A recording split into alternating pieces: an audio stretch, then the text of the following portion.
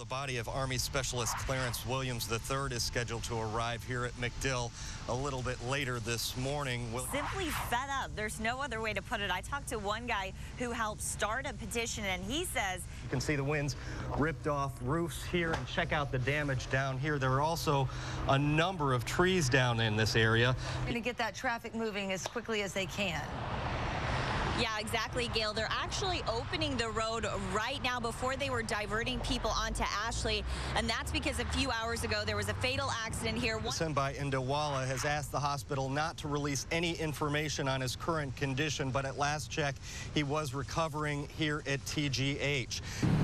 And I don't think that Florida drivers are very polite drivers. There are plenty of complaints out there about Florida drivers. I don't remember the people being so rude on the road. Probably, yeah. Worst I've been, and I've been most everywhere. And now you can add one more to the list. According to a GMAC Insurance National Drivers Test, Floridians rank 43rd in the nation when it comes to knowing the rules of the road. I'm a bad driver, really bad driver. You don't want to see me in the streets. Manuel Seco wouldn't put himself in that category. I don't know, I'm just a good driver. I don't know how else to explain it.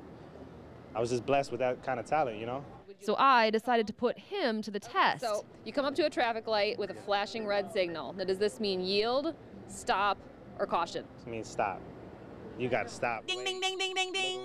Then go. Bus from either the front or the rear. His friend D'Angelo Marrero didn't fare as well. When I asked what to do when approaching a school bus with flashing red lights, he didn't know. But I'll say the questions are kind of hard. When making a right or left turn, a driver should signal how many feet before the turn? Which one, Natalie? I guess I'm going to go with 100 feet. Ding, ding, ding, ding, ding, ding. Not everyone agrees it's so bad on Florida's roads. No, I'm from New York, so it's hard to really gauge. I mean, there it's crazy as well, so this is pretty normal, I would say. New York and New Jersey also ranked very low. Okay, so that would explain it then. So I asked Ralph Edwards his professional opinion. He's been a commercial driver since 1965. In Florida, you leave the house in the morning, you put on your turn signal and go. Jonathan, why would you do that? A potential juror fined for contempt of court by the judge in the Casey Anthony trial met a mob of reporters on his way out of the courthouse. Jonathan, nothing to say after all this chaos? Now. Why did you want to talk earlier? You were laughing about it. Why is this a funny matter? You talked about what you said earlier, you can talk to us now. Sorry. No comments. You had a lot to say earlier. I'm leaving. It's been like this since the case started, a media circus. Yes, this is Tony Pippitone live. Well, she's back in there now. Bob Killian has been covering the story since day one for WESH TV out of Orlando. I've never had another case in my career like this one. Killian believes the overwhelming public interest in the case stems from the actions of Casey Anthony. Mothers of kids who disappear don't just appear to be not caring about it and going out and appearing as if she's partying and not too awfully concerned about it. And I think to a certain segment of people who follow this story, that still enrages them, that they want an explanation for her behavior in the month before her daughter was finally reported missing by another family member. Ron Stewart handles the media for the 6th Judicial Circuit. The biggest difficulty has been not knowing how many of them are coming and not being familiar with them. I mean, I consider I got you guys trained now, so they know me. But even you guys, there are special rules in effect this week that are not normally in effect, so I've got to keep that section of cats herded. Just an amazing level of interest. This is launch day. The bottom's 0%, the top's 100%. And employees of Unthink, a Tampa-based social media startup, are working hard to handle all the traffic. We hadn't anticipated anything like it.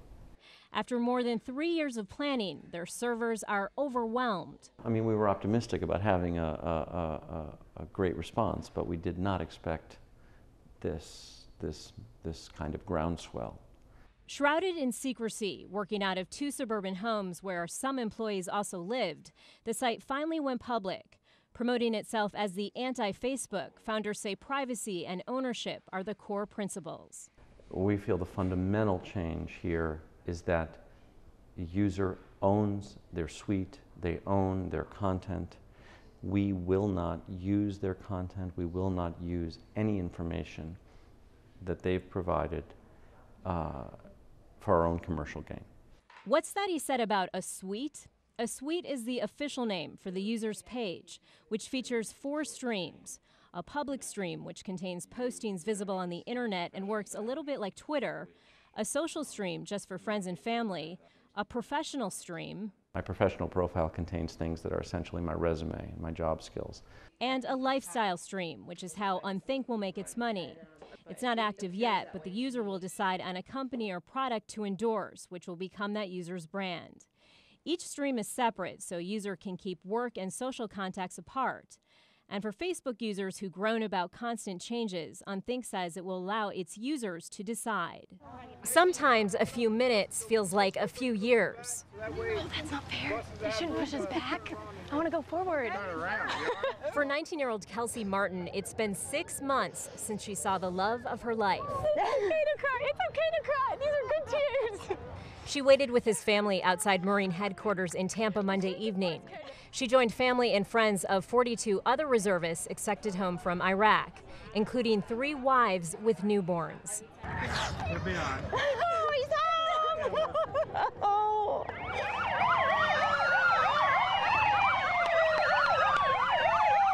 Young love moves so fast, we couldn't keep up with Kelsey, who found Lance Corporal Taylor Gardner in a half second. Gardner told us there is truly no way to describe the feeling of seeing his family and holding his girlfriend.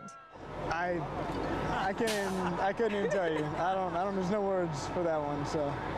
It's likely that Gardner, along with the reservists of the 4th Assault Amphibian Battalion, will not return to Iraq because of the new military focus in Afghanistan. I'm glad we could do our part. I'm glad I could do my part for my country, but I'm glad we're not going over there again. I'll tell you that. Are you worried about being deployed to Afghanistan? No, not at all. So, I'm sure that's probably where I'll go next, but I'm not worried about it. I'm worried. At 21, Gardner says coming home made him see a beauty in America he's never seen before. This country's awesome, so it's definitely a nice thing to be home. But I just want to go to a gas station, to tell you the truth. I haven't been to a gas station in 9 months. I'm ready to go to a gas station, get in my truck, just all the little things. The little things and the big things he started to enjoy immediately. In Tampa, Samara Sotis, News Channel 8.